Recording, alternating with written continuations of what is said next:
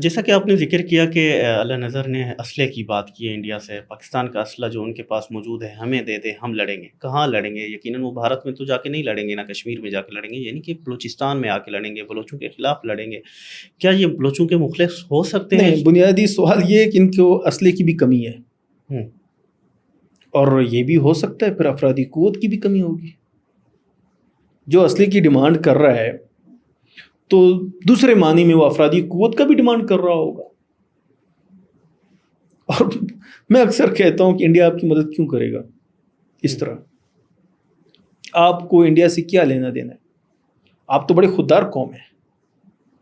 جب بلوچ کی تاریخ پہ ہم بات کرتے ہیں اور بیٹھتے ہیں تو چند دانشور بڑی لمبی داستانیں سناتے ہیں ہمیں، جی ہم یہ تھے وہاں تھے، اور یہاں آ کے ان کی ہوا نکل جاتی ہے۔ پھر ہم تو بڑی غیرت مند قوم ہیں، بڑی دلیر ہیں، شجاعت مند ہیں، ہم کسی کے سامنے ہاتھ نہیں پھیلاتے۔ ہماری غیرت و عفت کا گھر سے جنازہ نکل سکتا ہے لیکن ہم کسی کے سامنے ہاتھ نہیں پھیلائیں گے۔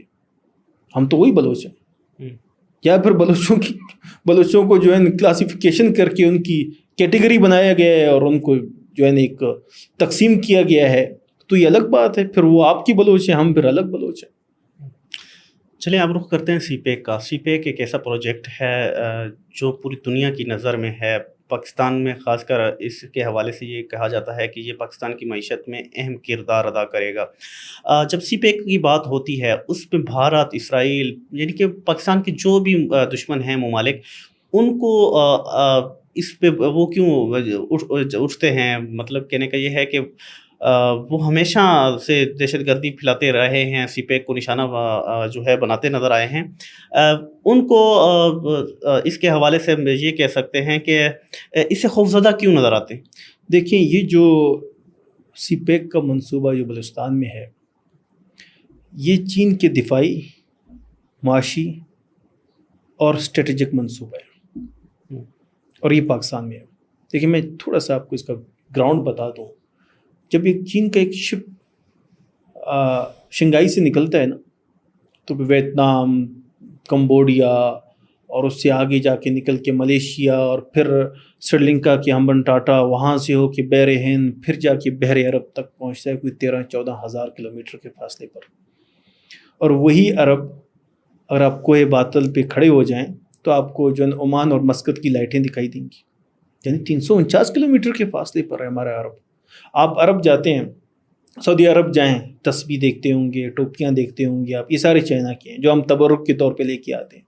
یعنی چھوٹی سی چھوٹی چیزیں بھی اس وقت عرب، خلیج عرب میں چین کی پہنچ رہی ہیں وہاں پہ۔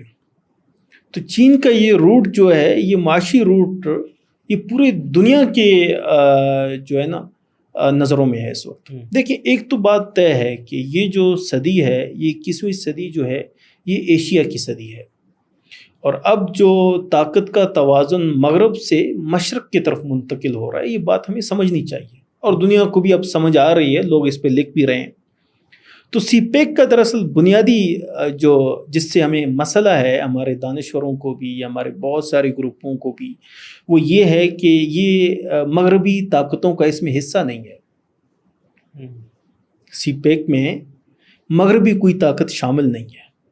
آپ حیران ہوں گے جب امریکن ایمبیسڈر بلوچستان کے عوام سے ملنے کے لیے بلوچستان آئے تو کوئٹہ نہیں آئے، وہ گوادر چلے گئے، اور گوادر میں جا کر انہوں نے وہی خطاب کی جو چین کہتا ہے کہ جی گوادر کی ترقی میں ہم کیا اہم کردار ادا کریں گے، گوادر پورٹ کو بھی ہم سنبھالنا چاہتے ہیں، گوادر انٹرنیشنل ایئرپورٹ کو بھی ہم سنبھالنا چاہتے ہیں، لیکن کسی کی جانب سے کوئی رد عمل نہیں آیا۔ لیکن چین کا اگر کوئی انجینئر، کوئی گاڑی اگر موومنٹ بھی کرے نا، تو یہ لوگ میڈیا سر پہ اٹھا لیتے ہیں کہ جی آج ہم پہ یہ ہو رہا ہے، آج چین ہم پہ قبضہ کر رہا ہے، پتہ نہیں کیا کیا کر رہا ہے۔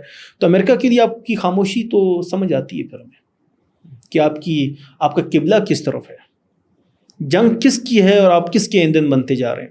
لیکن اگر ہم سی پیک کی حفاظت کرنے میں کامیاب ہو جائیں، اور ہیں انشاءاللہ، اس میں فائدہ ہم بلوچوں کا ہے۔ دیکھیں، اگر گوادر کو آپ نکال دیں تو سی پیک کا تصور کیا رہ جائے گا؟ یعنی سی پیک گوادر کے بنا ہے کیا؟ کچھ بھی نہیں ہے۔ لیکن اگر آپ سی پیک کو کامیاب ہونے دیتے ہیں تو سب سے پہلا ترقی تو گوادر نے کرنا ہے۔ ٹھیک ہے، آہستہ آہستہ چیزیں ہوتی ہیں، اور یہ میرے خیال میں بلوچ قوم سمجھتا ہے کہ ہمارا ایک بیوروکریسی کا نظام ہے، ایک فنڈنگ سسٹم ہے، فائنانس ہے، PND ہے، اور وہاں سے ہوتے ہوئے بلیں پاس ہوتی ہیں، پھر جا کے ایک سین کے پاس آتا ہے، تو بڑی مشکل سے ایک روڈ آپ کا بنتا ہے۔ روڈ تو آپ کو گورنمنٹ بنا کے دے گی، گاڑی نہیں خرید کے دے گی آپ کو، گاڑی آپ نے خود خریدنا ہے، لیکن حکومت کی یہ کوشش ہوگی۔ تو یہ جو روڈ بننے کا جو سفر ہے، یہ ٹائم ٹیکنگ پیریڈز ہوتا ہے، اور بلوچستان کی جو گورنمنٹ ہے وہ تو ہمیشہ سے مشہور ہے اس بابت کہ کرپشن اس میں زیادہ ہے، اور سست روی کام ان کا بہت زیادہ ہے۔ تو اس وجہ سے جو ہے گوادر میں بہت کم کام ہو رہا ہے، آہستہ سلولی اینڈ گریجولی اس پہ کام چل رہا ہے، لیکن ایک دن ہوگا، یہ سارے پروجیکٹس کمپلیٹ ہو جائیں گے گوادر میں، اور پھر آپ دیکھیں گوادر کو، اب بھی آپ دیکھیں 2005 کی تصویر اٹھا کے گوادر کی دیکھیں اور ابھی کی دیکھیں، آپ کو پورا گوادر بدلا ہوا دکھائی دے گا۔ تو آہستہ آہستہ چیزیں ہوتی ہیں، یہ اس طرح نہیں ہوگا کہ جی ایک عام پرائیویٹ ٹھیکیدار کو ہم اربوں روپے دے دیں، جی گوادر کو آپ ٹف ٹیل لگا لیں، ایسا نہیں ہوگا۔ ایک پروسیس سے پیسہ آئے گا، اور ایک پروسیس کے ساتھ ہی پیسہ ملتا ہے، اس کی ایلوکیشن کی ایک پیریڈ رکھتے ہیں وہ لوگ، پرسنٹیج رکھتے ہیں اس کی ایلوکیشن کی، 20% رکھتے ہیں، 30% رکھتے ہیں، تو وہ اس پرسنٹیج کے حساب سے ملتا ہے۔ اگر 20% رکھا جائے 1 کروڑ روپے پر، تو مطلب یہ ہے کہ آپ کا 5 سال میں ایک پروجیکٹ مکمل ہوگا۔ تو آپ ایک پروجیکٹ کے لیے ایک 5 سال کا ٹینور کا انتظار کیا کریں، لیکن چیز تو آپ کے پاس موجود ہے نا، اس سے گھبرانے کی کیا ضرورت ہے آپ کو؟ یہ آپ کا ہے، سی پیک بلوچستان کا ہی ہے، اور اس کو صرف روڈ سمجھنا کہ ایک روڈ انیشیٹو ہے، نہیں، یہ ایک بہت بڑا پروجیکٹ ہے۔ اس میں انڈسٹری زون ہیں، انرجی توانائی کے جو ہے نا پروجیکٹس اس میں شامل ہیں، اس میں بہت سارے پروجیکٹ شامل ہیں۔ آپ چند سالوں میں آپ دیکھیں گے کہ گوادر سے نکلیں گے تو آپ جا کے جو ہے شہادت کوٹ پہنچ جائیں گے۔ تو چیزیں آہستہ آہستہ بہتر ہوتی ہیں، کوئی جادوئی چھڑی نہیں لگے گی کہ جو بالکل سب کچھ وقت لگتا ہے۔ ہاں، وقت لگتا ہے۔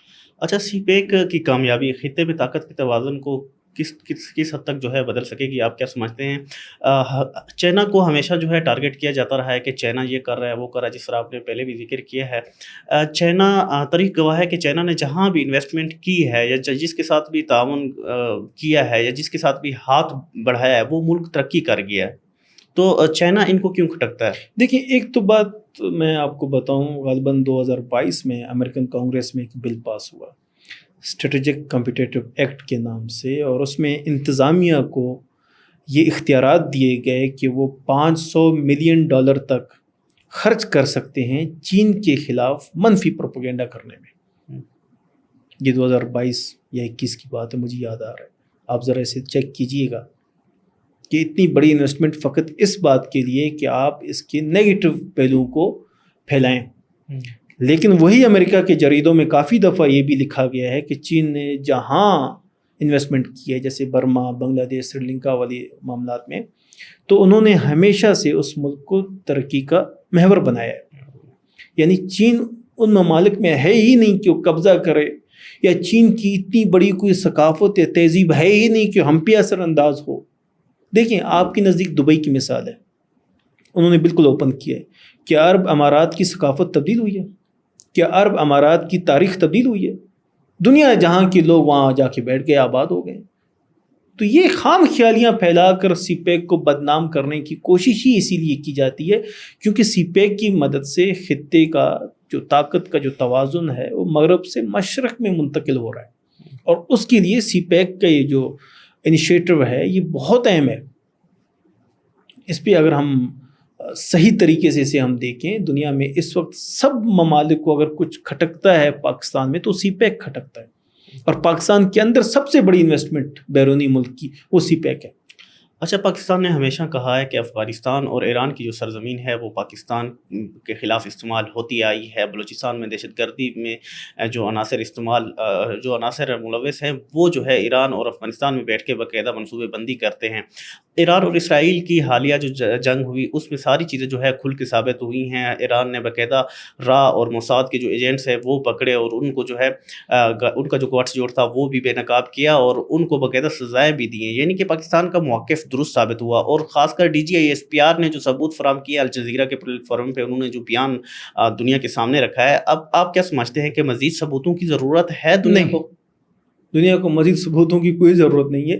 میں آپ کو ایک بات بتاؤں، یہ جو سلینڈر ہو کے آتے ہیں، شمبے امام کا نام لو، شمبے امام ایک ایسی شخصیت تھی بلوچ اس تحریک میں، یعنی مسلح تنظیم کے اندر، کہ شاذ و نادر کوئی ایسا بلوچ ہوتا جو بغیر وضو اس کا نام لیتا.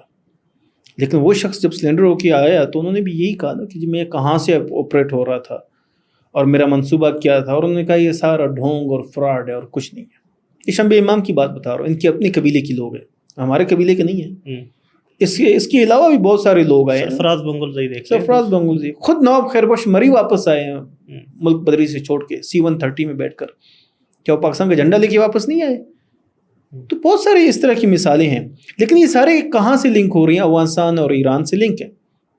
اور ایران کا تو خیر میں نہیں کہہ سکتا، لیکن افغانستان کی اب یہ پوزیشن نہیں ہے کہ وہ اپنے خطے کے اندر اپنا کنٹرول یا اپنی طاقت مضبوط کر سکے، جس کی وجہ سے افغانستان کا زمین کا استعمال ہونا تو بہت ایزی ہے. لیکن ایران کی اگر ہم بات کریں، یہ اس قدر آسان تو نہیں ہے، مشکل ہے ان کے لیے. البتہ ایران میں ایسا تو نہیں ہوگا نا کہ کیمپ لگا کر بیٹھے ہوں گے.